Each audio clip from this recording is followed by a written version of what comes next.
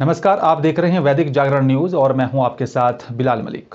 चलिए बुलेटिन में सबसे पहले बात करेंगे प्रधानमंत्री नरेंद्र मोदी की। प्रधानमंत्री नरेंद्र मोदी आज नीति आयोग में अर्थशास्त्रियों के साथ एक बैठक करेंगे। बताया जा रहा है कि यहां पर पीएम मोदी केंद्रीय बजट से पहले राय और साथ ही सुझाव लेने के साथ ही बताया जा रहा है कि भारतीय अर्थव्यवस्था की भी स्थिति और साथ ही इसकी चुनौतियों का भी आकलन करेंगे। एक वरिष्ठ सरकारी अधिकारी ने कहा है कि केंद्रीय बजट में पहले यहां पर प्रधानमंत्री नरेंद्र मोदी शुक्रवार को नीति आयोग में अर्थशास्त्रियों और साथ ही क्षेत्रीय विशेषज्ञों से भी यहां पर मुलाकात करेंगे।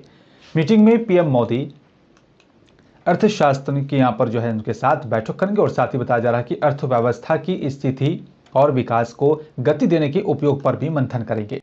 बैठक में कई केंद्रीय मंत्री भी शामिल होंगे। बताया जा रहा है कि पीएम मोदी इस मीटिंग के जरिए अर्थव्यवस्था की हालत या फिर बताया जा रहा है कि या यूं कहा जाए कि समीक्षा करेंगे। आपको बता दें कि वित्त मंत्री निर्मला सीतारमण भी इस यहां पर पूरी बैठक में शामिल होंगी। और चलिए बात उत्तर प्रदेश के सहारनपुर की कर लेते हैं। बता दें कि यहां पर सहारनपुर में सोने चांदी के आभूषण बनाने के नाम पर ठगी करने वाले 25,000 के इनामी अभियुक्त को सहारनपुर पुलिस ने 14 साल के बाद महाराष्ट्र मुंबई से गिरफ्तार करने में कामयाबी हासिल की।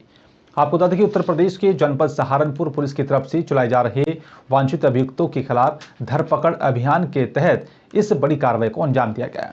सहारनपुर पुलिस की तरफ से 25,000 के इनामी अभियुक्त को महाराष्ट्र मुंबई से गिरफ्तार किया गया है।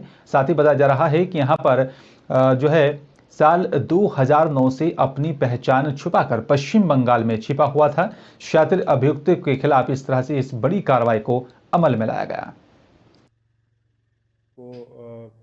कोतवाली नगर टीम ने पकड़ा है इसको और ये काफ़ी टाइम से अपनी लोकेशन बदल रहा था।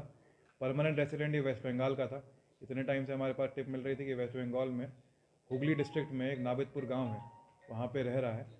इससे पहले भी एक बार टीम जा चुकी है, वो भी रेड अनसक्सेसफुल रही थी क्योंकि इसको जब भी हमारी टीम वेस्ट बंगाल पहुँचती थी इसको कहीं ना कहीं से खबर लगती थी और ये वहाँ से हट जाता था। लेकिन इस बार टीम परसिस्टेंटली इसके पीछे लगी रही। पहले वेस्ट बंगाल की जब रेड अनसक्सेसफुल हुई तो उसके पीछे हमने इसको मुंबई तक परस्यू किया, मुंबई तक चेस किया और महाराष्ट्र पुलिस के अच्छे लोकल सपोर्ट की वजह से रहते हुए यह टीम ने इसमें सफलता हासिल करी। चलिए बात बिजनौर की करेंगे। आप तो देखिए यहाँ पर बिजनौर में एक कलयुगी बालक ने यहाँ पर 10 वर्षीय बच्ची की यहाँ पर उसको ईख में ले जाकर उसके साथ दुष्कर्म की घटना को अंजाम दिया। बच्ची बताया जा रहा है कि यहाँ पर ईख के खेत में ही जो है बदहवास हालत में मिली है। बच्ची की सूचना परिजनों ने पुलिस को दी। सूचना पर पहुंची पुलिस ने तत्काल बच्ची को मेडिकल के लिए भेज दिया था। साथ ही आपको बता दें कि यहाँ पर आरोपी को गिरफ्तार कर लिया है। दरअसल आपको बता दें कि बिजनौर जनपद की धामपुर थाना क्षेत्र के गांव किराड़ खेड़ी इलाके का ये पूरा मामला बताया जा रहा है। फिर हमें पता चला बच्ची हमारी आ रही थी, कहाँ गई। फिर हम पीछे से वापस हुए, आ रही थी कहाँ गई। तो फिर हमें ऐसा लगा कोई हमारी बच्ची को कंधे पे डाल के ले गया। हमने एक में बढ़ के देखा। फिर क्या हुआ लड़की के साथ? तो फिर हमारी बच्ची बेहोश पड़ी, हम उठा के घर लाए। क्या गलत कार्य हुआ इसके साथ? गलत काम हुआ है बच्ची के साथ? हाँ। दिनांक 11/1/2023 को थाना धामपुर के ग्राम किराड़ खेड़ी से वादी यूनुस द्वारा 112 नंबर पर सूचना दी गई कि उसकी नाबालिग पुत्री के साथ दुष्कर्म की घटना घटित हुई है। इस सूचना को गंभीरता से लेते हुए तत्काल वरिष्ठ पुलिस अधिकारी मौके पर पहुंचे। पीड़िता को डॉक्टरी परीक्षण के लिए बिजनौर भेजा गया है, जहां इसकी स्थिति सामान्य है। अभियुक्त की गिरफ्तारी कर ली गई है और समुचित धाराओं में अभियोग पंजीकृत कर विधिक कार्रवाई की जा रही है। सहारनपुर की थाना मंडी क्षेत्र में स्कूटर नाम कराने को लेकर दो पक्षों में जमकर विवाद हुआ है और इस पूरे विवाद ने एक की जान ले ली है। बताया जा रहा है कि यहां पर स्कूटर नाम कराने को लेकर विवाद हो गया था, जिसमें दोनों पक्षों के बीच हाथापाई में एक युवक की दर्दनाक मौत हो गई। मृतक युवक ने 10 दिन पहले पड़ोस में ही रहने वाले एक युवक को एक्टिवा बेच दिया था और एक्टिवा नाम कराने को लेकर ये बात कर रहा था, जिसको लेकर देर रात को विवाद हुआ। एक्टिवा खरीदने वाले युवक ने गिरबान पकड़ा, तभी युवक नीचे गिर गया और उसकी मौत हो गई। साथ ही आपको बता दें कि यहाँ पर पोस्टमार्टम की रिपोर्ट आने के बाद ही खुलासा हो गया। दरअसल पूरा मामला सहारनपुर की थाना मंडी की धोबी वाली गली नंबर 6 में तौसीफ का बताया जा रहा है।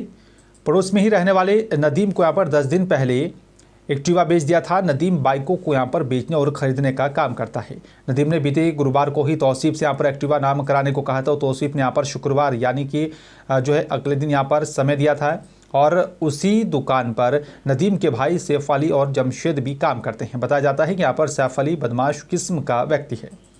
उसने तौसीफ को यहाँ पर देर रात पकड़ लिया और गाली गलौज करने लगा। आरोप है कि सैफ अली ने तौसीफ की गिरबान को पकड़ा, तभी तौसीफ नीचे गिर गया था। आनंद फानन में परिजन उसे अस्पताल लेकर पहुंचे, जहां पर डॉक्टर ने तौसीफ को मृत घोषित कर दिया। एसपी सिटी अभिमन्यु मांगलिक ने जानकारी देते हुए बताया कि पुलिस की तरफ से परिजनों से तहरीर लेकर मुकदमा दर्ज कर लिया गया है। युवक का पोस्टमार्टम कराया जा रहा है और पोस्टमार्टम की रिपोर्ट आने के बाद ही मौत की स्थिति साफ हो पाएगी। सीसीटीवी फुटेज के आधार पर पुलिस जांच कर रही है।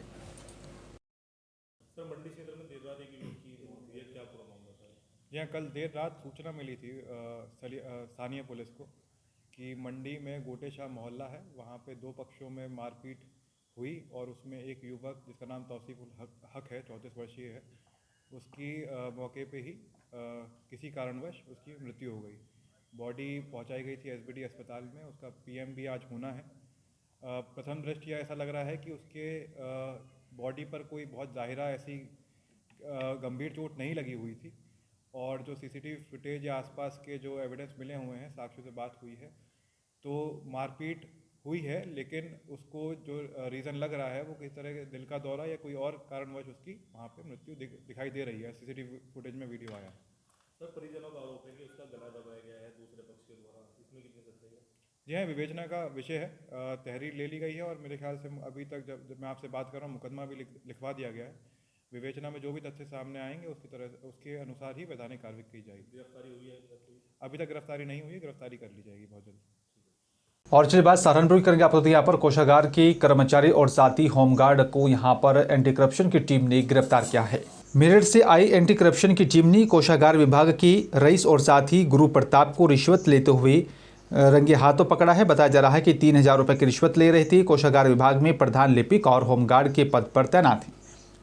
मुजफ्फर निवासी युवती शबनम की यहाँ पर शिकायत के बाद इस बड़ी कार्रवाई को अंजाम दिया गया है। अपने पिता सिराजुद्दीन की मृत्यु के बाद शबनम पेंशन के लिए चक्कर काट रही थी और साथ ही उसने बताया कि 3000 की मांग की जा रही थी, जिस पर उसने एंटी करप्शन मेरठ में इस पूरे मामले को लेकर शिकायत की थी। सर, थाना सदर बाजार में एक मुकदमा पंजीकृत किया गया मेरठ से आई एंटी करप्शन की टीम, और क्या पूरा मामला?